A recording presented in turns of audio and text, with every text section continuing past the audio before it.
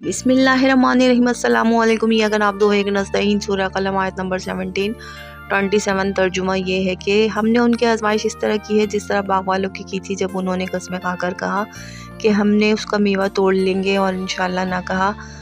सो वो अभी सो ही रहे थे, तुम्हारे परवरदिगार की तरफ से रातों रात एक आफत फिर गई, तो वो ऐसा हो गया जैसे सूखी खेती। फिर वो सुबह पुकारने लगे कि अगर तुम्हें काटना है खेती तो चलो, जल्दी से चलो। कहने लगे कोई तुम्हारे पास फ़कीर ना आने पाए। तो जब बाग को देखा जाकर तो कहने लगे कि क्या हम रास्ता भूल गए हैं? बल्कि नहीं, हम तो बेनसीब हो गए हैं। दोस्तों, ये एक बाग का किस्सा है। वो लोग मगरूर हो गए थे। पहले वो मसाकिन और गरीबों के लिए इस बाग की कटाई करते थे तो हिस्सा निकालते थे, अल्लाह पर भरोसा करते थे तो अल्लाह ताला भी बरकत कर देते थे उनके बागात के फलों में।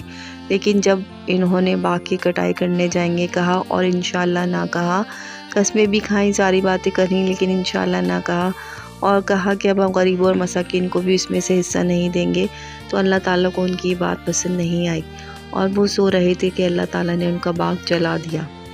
और जब वो लोग सुबह गए तो हैरान रह गए देखकर और फिर कहा कि हाय, ये क्या हो गया।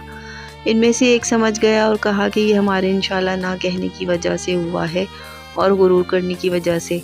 तो देखें दोस्तों, गुरूर तो हम भी करते हैं और इंशाअल्लाह भी नहीं कहते किसी काम करने से पहले।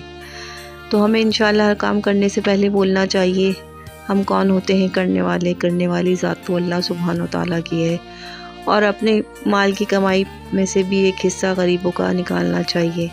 तो जब भी आपको सैलरी मिले या बिज़नेस में प्रॉफिट हो तो उसमें से एक हिस्सा गरीबों के लिए, मसाकिन के लिए ज़रूर निकालें, फिर आपकी कमाई में बहुत बरकत होगी। तो फिर आप क्या कहेंगे हर काम शुरू करने से पहले इंशाअल्लाह।